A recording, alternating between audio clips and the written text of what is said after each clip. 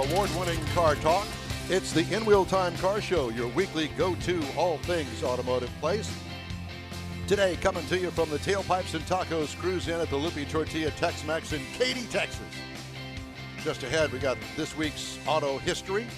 You'll get updated on the stories making automotive news headlines, and we're going to have another special guest here from the Cruise In. Howdy, along with Mike out of this world, Mars, King Conrad DeLong. We need more Jeff Zekin and David Ainsley. Let's not forget him. I'm Don Armstrong. Glad you could join us today, and we're going to do something a little bit out of the normal pace of things because you forgot to last half hour. Because that's the way we are. I didn't forget it. I was sitting there to do, but I just ran out of time. So this hour's car review is the 2021 Toyota Sienna. Built, by the way, in Princeton, Indiana. I didn't know that. Available trim levels are the LE, the XLE, the XSE, the Limited, and the Platinum. And they do all of those because people like to package stuff together. It's cheaper to buy it in packages than it is to buy the individual options. And so the one that I review is the XSE 7-passenger Sienna. It's a minivan. That ain't so mini. Yeah, but you like minivans. Yeah, they're great people movers. They are. How many passengers? You can get up to 8 with the second row bench seat. Exterior changes from last model year. Well, the thing's been fully redesigned. Exterior features interesting design elements. Can be polarizing to some. It has a bulbous rear wheel thing going on back there and an oversized front grille. Kind of makes the rear of it kind of sporty, I think. Well, you think so? Yeah, I do. Looks like some of the little sport compact type it's things not with just body lines. It's not just a slab-sided minivan. It adds a little oomph or pizzazz to it. What is the Queen term. song? Fat Bottom Girls? Yeah. That's it. Sliding back passenger door. Send your comments to info@inwheeltime.com. Sliding back passenger door has a kick open and close feature to it. You know, you kick it underneath the door sill and it'll open. That's kind of a cool thing. That's becoming more popular as well. Wide open rear hatch, so you can cram all sorts of stuff back there. What I liked about it, the utilitarian features that it has with it. What could use improvement? I got a question mark here. I don't know what it could use improvement. I don't know. I'm not the minivan expert, but I can tell you that it's got a lot of stuff on it. And it has an unbelievably loyal following. It does. Yep. Me. Oh, yeah. Right here. If you have especially younger kids and you haul them around to soccer practice, whatever it is, this is your car. Interior highlights, clean, uncluttered dash, nice color combos available in the interior, dual armrests with the center console with the storage well between the armrests. You have to see it to understand it, but at any rate.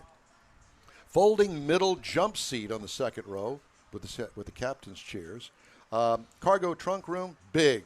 Has massive storage well right behind, what would be the third row if you have the third row up. If you want to fold down the seats, those seats in the back fold into the storage well. Nice. What I liked about it, the open storage under the front center console. You know, that was a thing that Lexus had. They kind of invented it many, many years ago, and it's great for women's purses, but this thing is massive. You could put a suitcase underneath it. Sweet. Yeah, it is. What could use improvement? A stow-and-go system for the second and third row seats, but guess what? That's not going to happen because everything's going to go all electric, and guess where the batteries go? Down there. Yeah. Yeah. Engine, all trims of the Sienna have the hybrid powertrain with Synergy drive. With two electric motors on the front wheels. Turns out 243 horsepower, and it also has a 2.5-liter inline four-cylinder engine. CVT transmission. It can tow up to 3,500 pounds. Miles per gallon, well, it's rated 36 across the board, city, highway, and combination. Wow. I got 34.1 over 361.8 miles, and not that I was a hot foot on it. And that's pretty awesome considering the size of the vehicle and its purpose. And it feels heavy. You can tell that there's batteries in it. Ride and handling, smooth and comfortable. What could use improvement? Like I said, it feels heavy. But it's going to. And it takes a little getting used to. After you come out of a car that doesn't have batteries in it, all of the battery cars feel heavy. Base trim price $42,000. Prices tested $47,544. Base model price, you can get into one of these, the stripper model, if you will, $34,460. Competitors, the Honda Odyssey for $32,000. The Toyota Highlander, now that's an SUV, but I had to throw that in there, $35,000.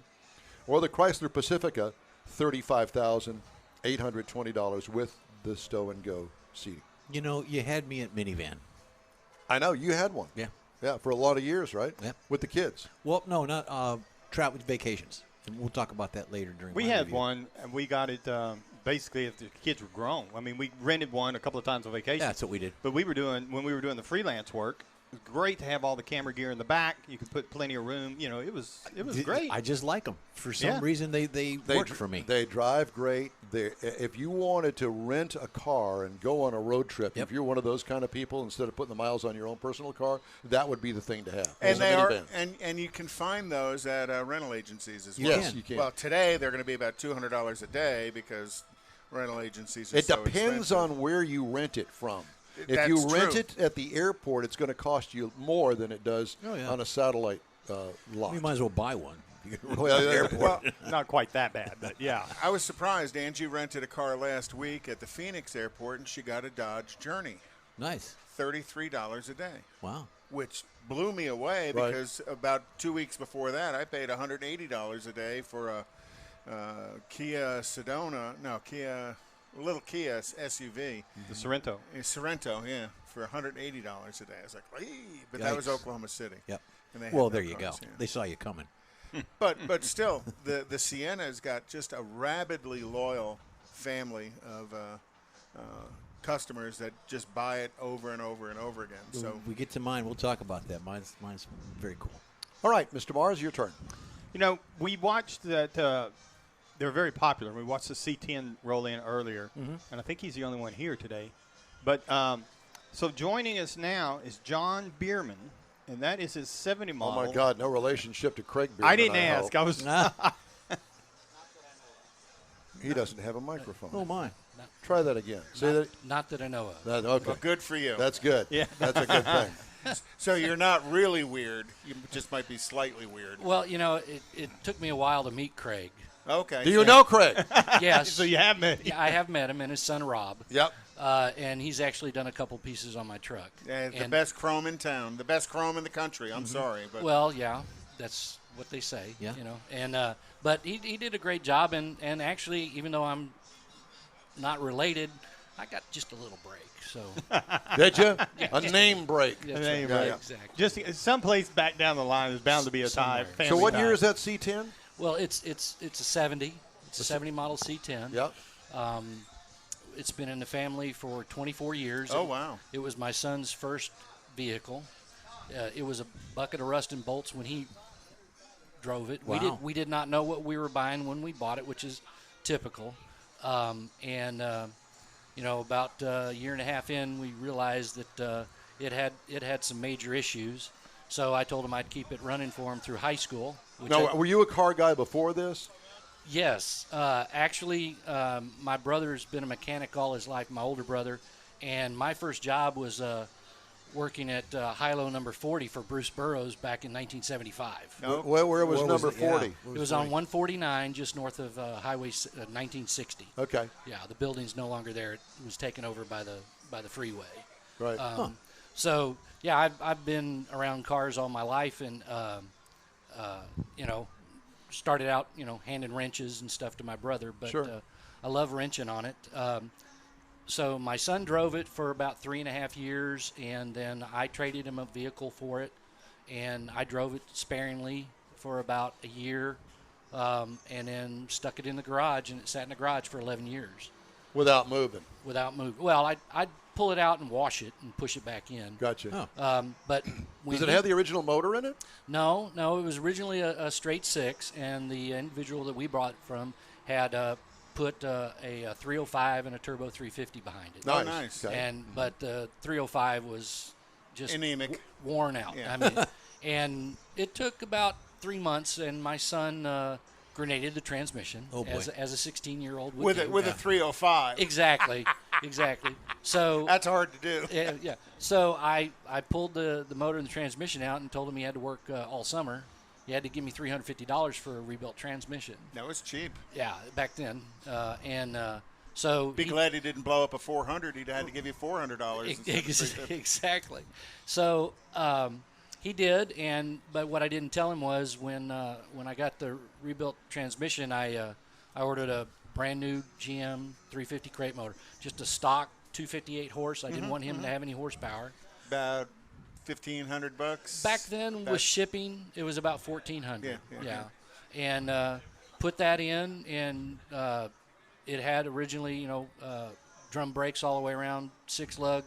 I swapped out the disc brakes from 72, put power steering on it, ended up using drop shocks and springs on it, and he drove it through high school like that. Didn't have any air conditioning, and that was the High school kids don't care about that. well, not really, but after he graduated, he came to me and he said, I got to get rid of the truck. And I said, well, you're not allowed to do that. I said, what's the problem? He said, well, it doesn't have air conditioning. It smells like gasoline because the tank was still behind the seat. Right. And he said, I can't get girls to go out with me.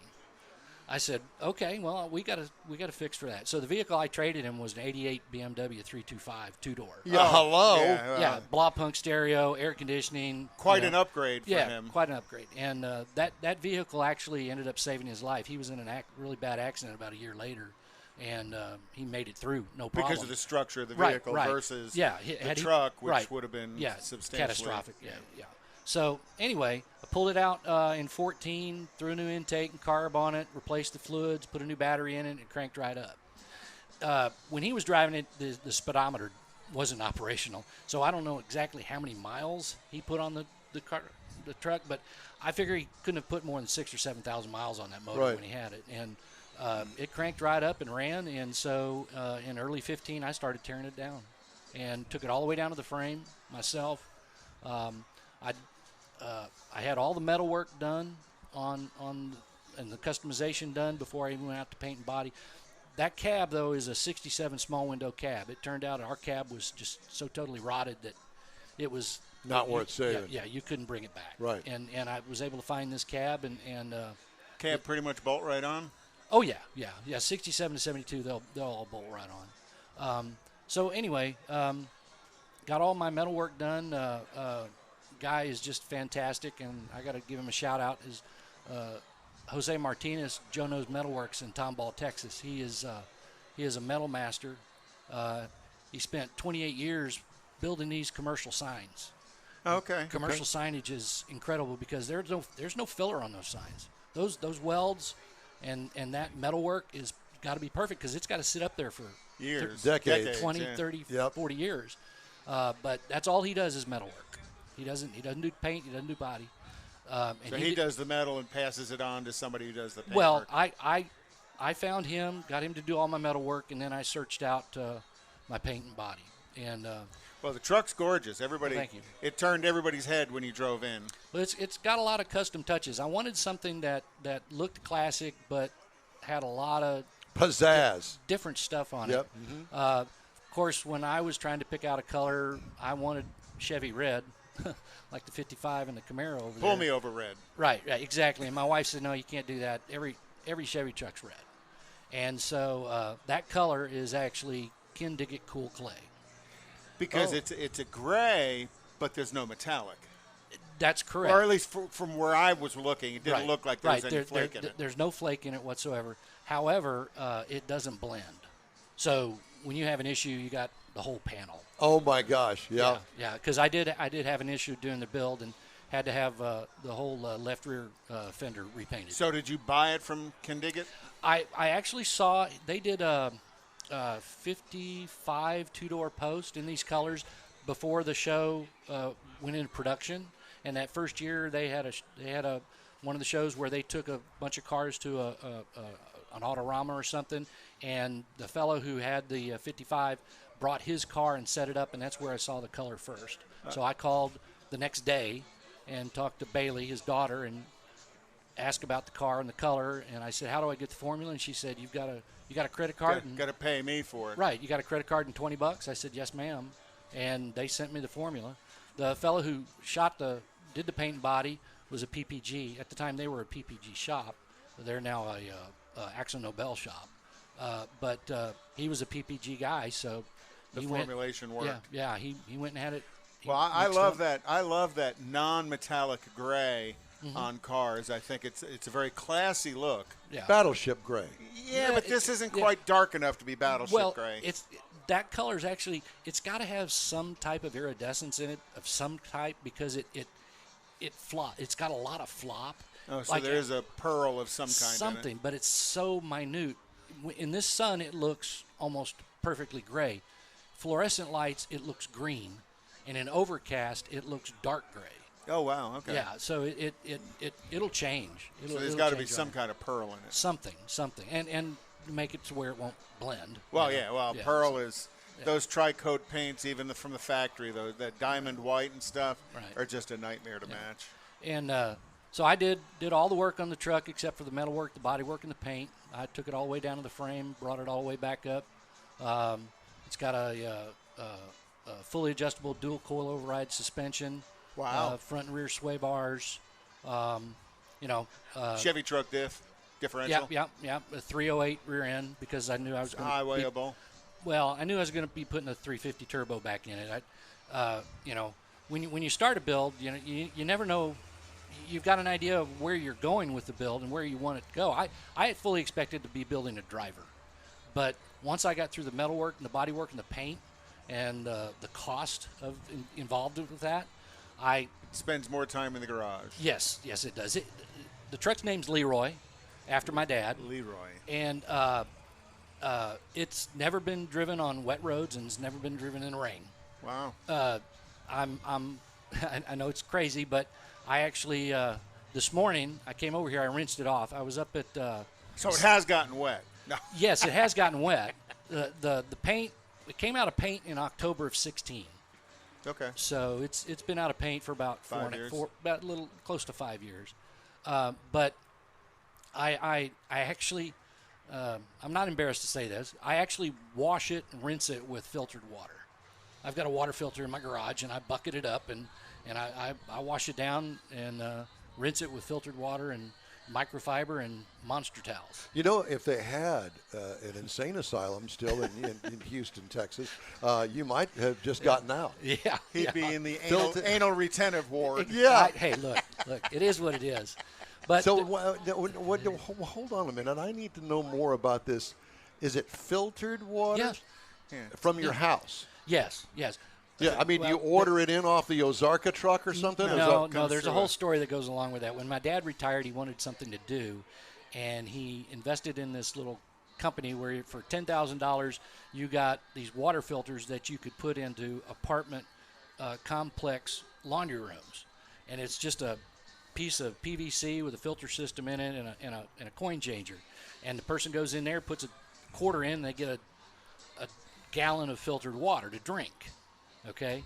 Well, when he passed away, he had like 23 of these things in a storage bin, and we had no idea he had 7 of them installed. We had no idea where they were. He never told us what apartment complexes they were in. So anyway, I got the water filters out of the storage stall and gave them to friends and sold off a couple for $50, $100, and I kept one. And so that's what's in my garage. So, and I've switched it over to where I don't have to put money in it. So a bucket at a time? Yeah, bucket at a time. It takes the metal and the calcium out of the water. Right. It's a dual filter. It's a carbon filter and a particulate filter.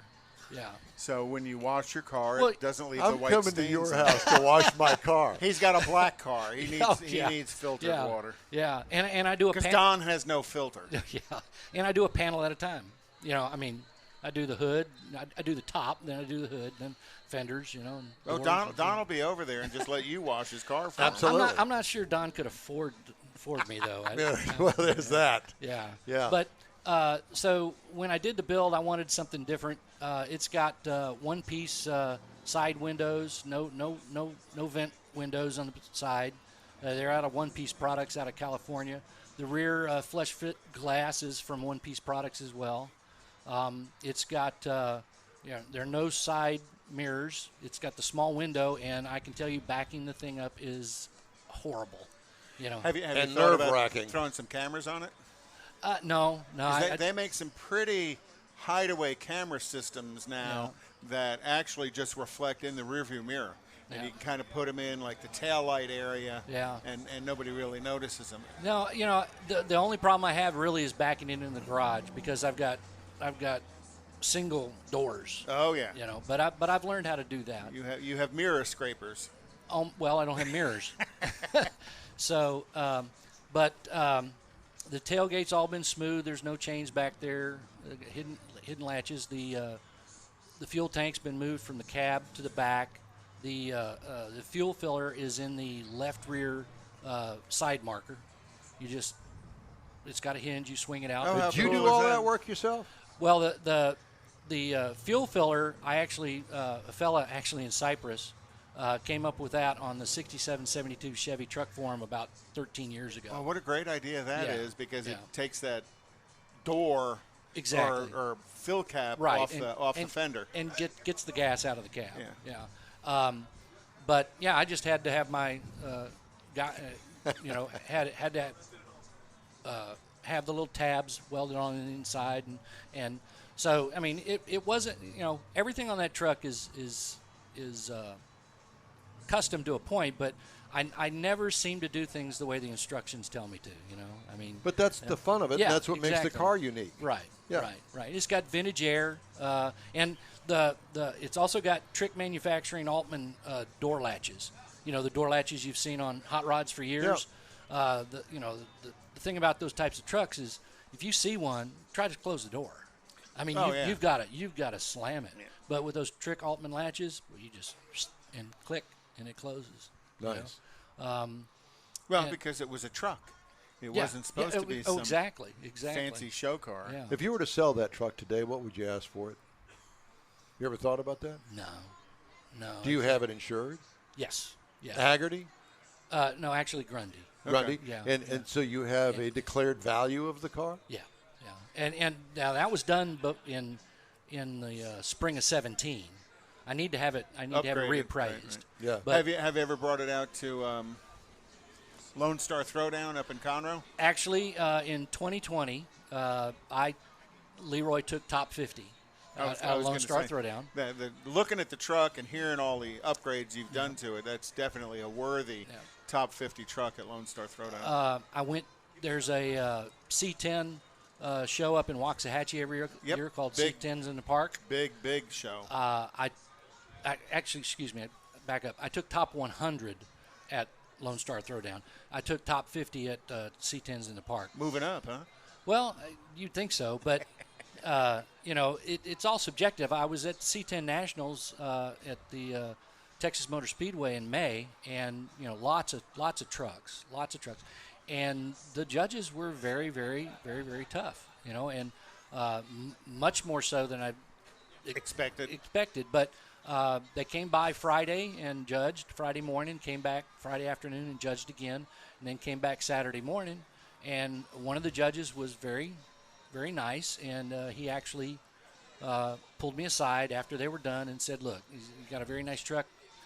There are some things you need to address, and here are a couple things that you lucky you that you found a judge to do that." Oh yeah. Because a lot of times they don't tell you. Yeah, exactly. And then it's you wonder why. And right. But there were so many beautiful trucks up there. It was just unbelievable. Well, and because of COVID, I mean, everybody's been shut in, and that's what happened at Lone Star Throwdown this year. The quality of vehicles at Lone Star Throwdown was just phenomenal. Now, that's a totally different type of show. Right. I mean, because it's everything. It's high, low, yeah. And so, so I've got a laundry list of things I need to get accomplished. C10s in the Park is coming up in September, and so I've got now to the middle of September to get those done. Because it sounds like the truck gets judged often enough. Mm-hmm. Do you find the same judges looking at the truck over time? Well, so it's very subjective. The guys at the Lone Star Throwdown. That's the drive-through judging. Yeah. Right. That's the same guys every year. Same guys every year, and basically a lot of those guys are also at Autorama. Right. What is it? ISCA? ISCA. Yeah. International Show Car Association. Right. I was in that for a while. Yeah. Dumb me, because I had no clue what I was getting myself into. We're talking about $1 million cars I was up against. Yeah.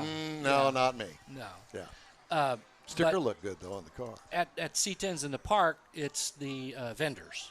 Oh, okay. So, I mean, so if you use their part, you're probably going to get a little better Well- score from them. well, I can say that You think? I have American Racing Torque Thrust 2s on my car, Yeah. on my truck, and American Racing was doing the judging that year. But not all. Brilliant. But not all. I didn't know that. I know you planned that ahead of time. But not all of the vehicles did that. I mean, and I've talked to the guy a couple of times since, because I see him at other shows and everything. Now the judging at C10 Nationals was good guys level. These guys, That's good. I mean, these guys. Critical eye, but critical yeah. of everything. Yes. They're looking at that transition spot of fender to under hood and looking for that variation in the paint, because they have that kind of an eye of what they're looking at. Where was the good guys held at? It was at Texas Motor Speedway. It was May 14, 15. Yeah, something like that. Hey, man, thanks so much for stopping by. Really Thank you Beautiful very truck. much. Oh, Beautiful thank you. truck. It really is. All right, time now for a quick break here on the In Wheel Time Show. We'll be right back. Whether you own a newer car or want to keep your older one humming along for a while longer, think of Bayway Chrysler Dodge Jeep Ram, Bayway Chevy, and Bayway Lincoln to keep things in tip-top shape. From oil changes to major repairs, you can depend on the highly skilled service pros at Bayway Chrysler Dodge Jeep Ram, Bayway Chevrolet, and Bayway Lincoln to perform fast, efficient service to keep your investment running strong. For all your service needs, remember Bayway. Schedule your next appointment online anytime. Bayway, keeping it original. Tailpipes and Tacos, Houston's premier monthly car cruise-in, returns Saturday, August 21st at 2 Loopy Tortilla Mexican restaurants in Katy and inside the Loop on the Southwest Freeway near Kirby. Tailpipes and Tacos is free and everyone is invited. You'll see collector cars, hot rods, customs, magnificent originals, and resto mods at 2 locations. Cars from all over Southeast Texas cruise in and show off in a friends and family event at the Loopy Tortilla Mexican Restaurant on the Grand Parkway at Kingsland Boulevard just south of I-10 in Katy, and inside the Loop on the Southwest Freeway near Kirby. Drag racer, car enthusiast, and Loopy founder Stan Holt brings you Houston's hottest cruise in. Tailpipes and Tacos at Loopy's inside the Loop on the Southwest Freeway in Kirby, and in Katy on the Grand Parkway just south of I-10, where you'll see the In Wheel Time Car Show. Get your ride ready and we'll see you at the Tailpipes and Tacos Saturday morning cruise-in at Loopy's in Katy and Kirby, August 21st, 8 to 11 a.m., weather permitting. You see all the new ceramic car wash cleaners on TV now, but John Gray at Gulf Coast Auto Shield has been using ceramic coatings on Houston's most expensive cars for years, and he'll tell you that nothing beats the real thing. Gulf Coast Auto Shield installs a coating over your paint that actually comes with a warranty. If you just picked up your Lambo, your Aston Martin, Porsche, Ferrari, any other exotic car, chances are your car will have company that have already found Gulf Coast Auto Shield. Now, you don't have to own an exotic. Maybe you got a truck, an SUV, or even an older vehicle that needs a little love. Well, let John Gray give it a look and give you an estimate on refurbishing that paint and making your vehicle look new again. How about getting a gift certificate for the wife's birthday or anniversary from Gulf Coast Auto Shield and tell her, honey, I know you love your car, so why don't we get it looking new again? It'll be the best gift ever, one that she'll never forget. Get hold of John Gray at gcautoshield.com or give him a call, 832-264-0670. Gulf Coast Auto Shield.